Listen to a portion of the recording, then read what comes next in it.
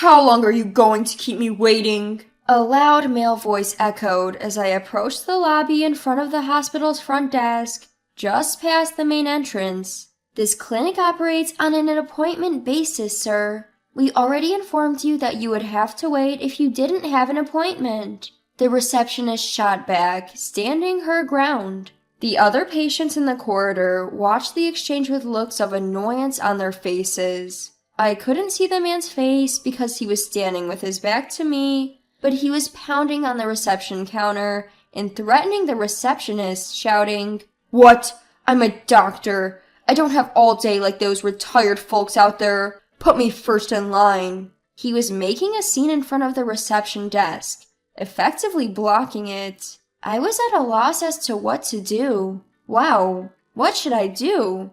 I had to pass by the angry man to present my medical card and insurance card to the receptionist, but the idea of getting close to him frightened me. There are 3 reception desks, but they were all halted, and there were several other patients holding their medical cards, like me, stranded and keeping their distance. The clinic I go to is a private one, but it's one of the largest in the city. The clinic has a reputation for having excellent doctors, especially the gastroenterology department, which draws patients from outside the city. Despite being a large clinic, the head doctor's policy is always to put the patients first. The clinic has a classy atmosphere and serene to accommodate patients who come in with various health concerns. Normally, patients can spend their time in the waiting room peacefully, and it's always very quiet. I've been going to this clinic for several months now for prenatal checkups, and this is the first time I've experienced such a commotion.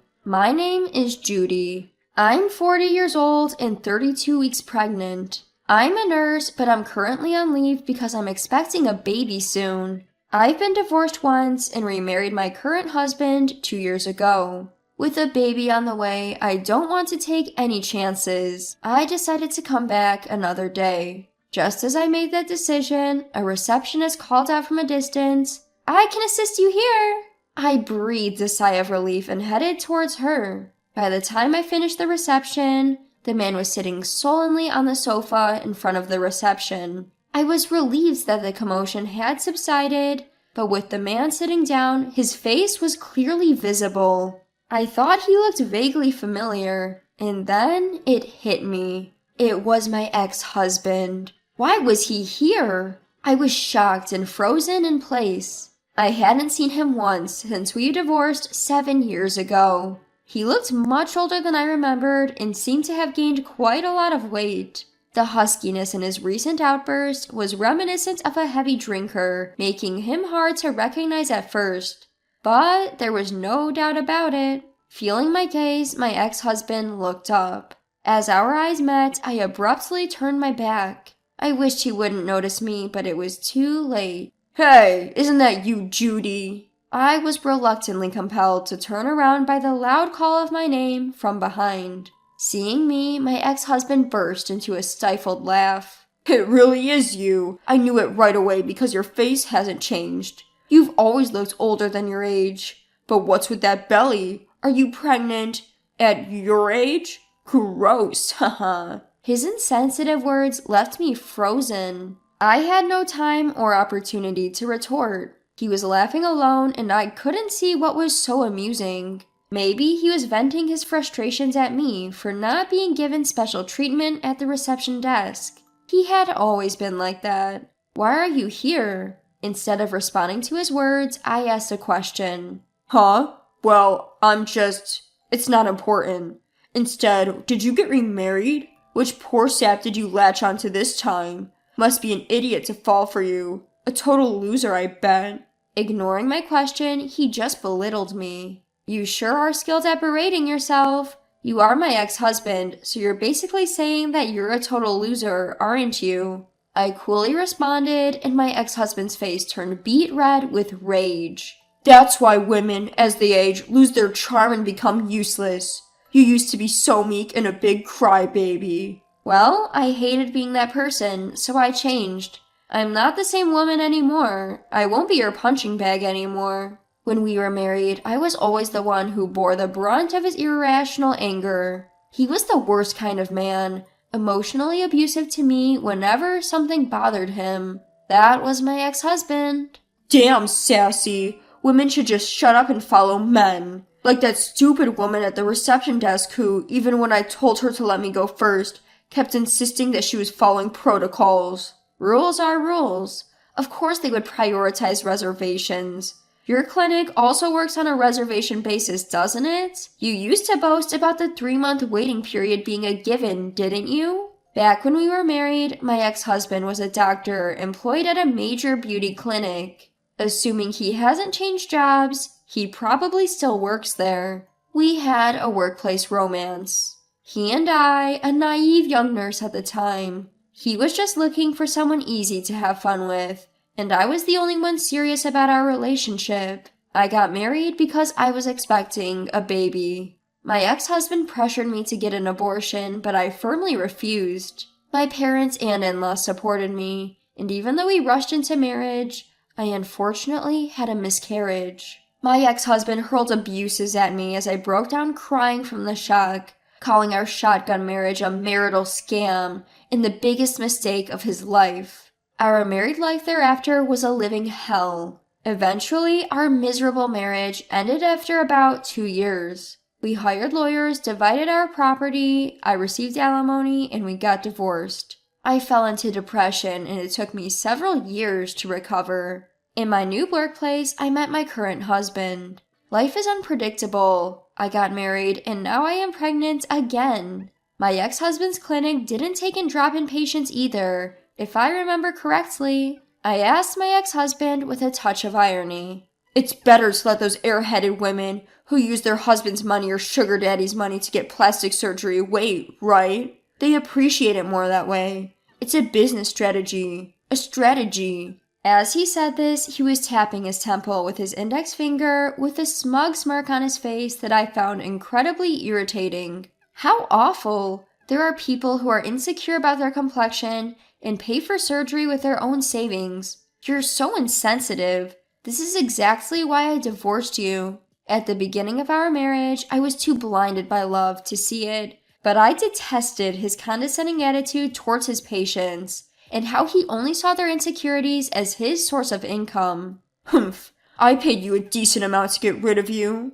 That's true. I feel so refreshed now that our ties are severed. Hey, what's the fuss about? At that moment, a group of nurses, doctors, and security personnel arrived. Doctors who hadn't bothered to emerge from the office over troubles at the reception desk or with patients, but perhaps because the argument had gone on too long, they started to appear one after the other from consultation rooms. Perhaps one of the nurses had gone to call them. I felt relieved to have more people on my side. Meeting my ex-husband, having him say unpleasant things, and the memories of those times had filled me with unease and discomfort. It's okay. Everything will be fine. Out of relief, my mouth slipped, and I made an unnecessary statement at last. Judging by what you said earlier, you're here as a patient today, not a doctor. Aren't you ashamed to be causing a scene? You used to say that you kicked out any noisy patients. I should have ended the conversation and left right away,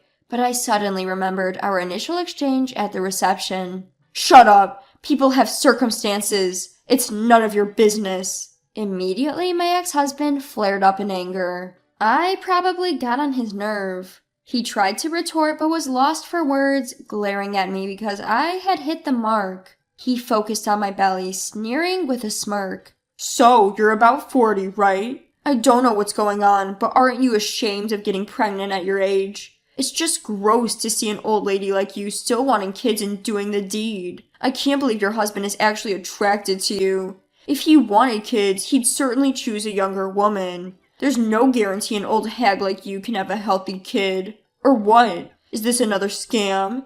Get married, have another miscarriage, then swindle some money out of him? He lashed out, and now he seemed all satisfied, having yelled out words that would crush me. How dare you? You can't be serious. I barely managed to mutter those words.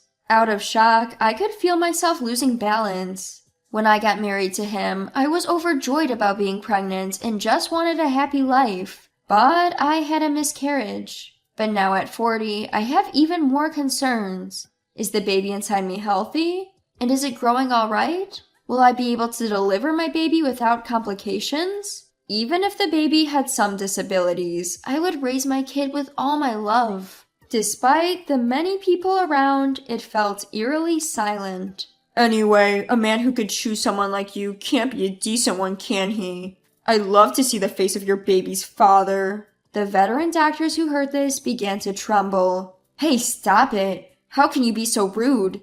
That child in her belly. One of the doctors started to chastise my ex-husband. Huh? My ex-husband looked confused, but my current husband stepped in. I am the father of that child in her belly, and Judy's husband. My husband in his white coat walked up next to me. He must have rushed over as he was slightly out of breath. It's all right now. I heard the harsh words he said. Don't worry. I understand that you have many concerns, but you can take a break now and leave the rest to us. I was in shock, but my husband gently comforted me. Huh? A doctor? Is your husband a doctor here? My ex-husband was shocked, looking at me and my husband. Yes, that's right. My husband is the heir of this hospital and works as a gastroenterologist. What? Your current husband is a gastroenterologist? So you're related to this hospital? Well, yes. I answered lightly. As my husband joined me, I gradually regained my composure. When my husband gave my ex-husband a stern look, he explained, "This is a private hospital run by my father. Of course, we have many physicians on duty. Our family is full of doctors. My sister is a gynecologist. She is a competent female doctor, and I can trust her with Judy. Judy is currently on leave, but she's a great nurse, too." After a pause, he continued, "I heard you are a doctor, too. Earlier, a nurse circulated a questionnaire for first visit symptoms. As a fellow professional, I hope you understand. Could you please leave now?" What? I've been waiting for 30 minutes. My current husband immediately snapped back. You came here without an appointment and caused all this fuss in less than 30 minutes? He couldn't help but retort. Shut up! I'm a doctor. I deserve to receive preferential treatment. At our hospital, all patients are treated equally. You are not here as a doctor, but as a patient, and we do not provide any preferential treatment. Of course, we do prioritize patients in need of immediate attention, but you seem quite healthy. Your temperature is normal too. Even though he spoke calmly, my husband did not back down. Perhaps my ex-husband was desperate to see a doctor. He started to mumble his excuses. Hold on, that's a problem. I heard this is the best cardiovascular department, and she's my ex-wife. She's used to my tone. She knows I'm joking, right, Judy? No? I shake my head. No one gets used to verbal abuse. You don't talk to people like that as a joke. My husband immediately backed me up and turned to my ex-husband. I've heard about you from Judy before. Your emotional abuse and cheating was the reason for your divorce, and yet you're trying to hurt Judy again. As Judy's husband and a doctor, I cannot forgive you. I've been informed of what went on from my nurses, and I heard your loud voice on my way here, but don't you feel ashamed to hurl abusive language that degrades women and pregnant women in front of many patients, and to intimidate others just because things don't go your way? In the obstetrics and gynecology waiting room at the end of the corridor, there are not only pregnant women like me who are giving birth at an advanced age, but also many people who want a baby and are receiving infertility treatment. Please go home. We have an obstetrics and gynecology department here too. It's not just about Judy. It's wrong for our other patients to have an unpleasant experience because of you. We won't examine you here. And with that, my husband asked my ex-husband to leave. Hey, are you discriminating against a patient? This isn't discrimination. You're getting turned away because of your actions. I butted in to my ex-husband's words. My husband nodded. Huh? Don't joke with me. We're not joking, we're serious. Now please leave. My husband pointed to the exit. Hey, Judy, talk to him for me. When my ex-husband said that to me, I replied coldly, "Go home already. I told you before, we've cut our ties. After the verbal abuse I've had to endure from you, why would I want to do anything for you? You can strut around here all you want, but no one is going to listen to you." I felt a sudden sense of healing within me.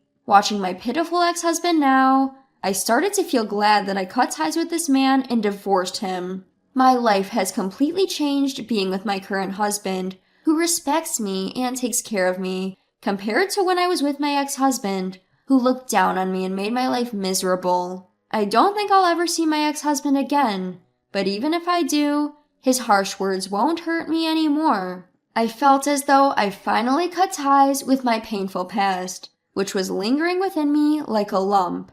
Just then, from the crowd of visitors, a small voice yelled, "Get out!" That voice gradually grew louder, turning into a chorus of dismissal. My ex-husband, who had been swimming his eyes around and pondering his opinions, spat out his parting shot. "I'm never coming back to this awful clinic. I hope you guys go out of business soon." And left the scene. Not long after, it was on the news that his beauty clinic was being sued one after another for malpractices. He'd always prioritized making money, forcing expensive treatments on patients rather than catering to their needs, and this had led to trouble. He was directly named in lawsuits and found himself in quite a predicament. Adding to his misfortunes, I heard rumors that he'd been admitted to a hospice. Despite being a doctor himself, he was neglectful of his own health and disliked hospitals. He never went for regular checkups, indulged in unhealthy habits, and brushed off any discomfort or minor ailments with self-prescribed medicines. But his condition had deteriorated beyond hope. After causing trouble at our reputable clinic, his treatment was delayed and he collapsed at his workplace. A thorough examination revealed that his condition was beyond help. This could be a classic case of a doctor not taking care of his own health. Bogged down by massive compensations and awaiting his end, what a pitiful state. Although this is none of my concern now, I can't help but think that he could have led a much better life. As for me, I gave birth to a healthy baby girl. I was worried about many things before she was born, but she was a big baby, just over 8.8 pounds. She's extremely lively, sleeps well, drinks her milk well, and is adorable. I'm busy taking care of the baby, and I feel that it's a waste of time to worry about things that have ended. Babies are truly adorable. Meeting her is like a reward for all the difficulties I've been through. I plan to cherish every day from now on, living happily with my respectful husband and cute daughter.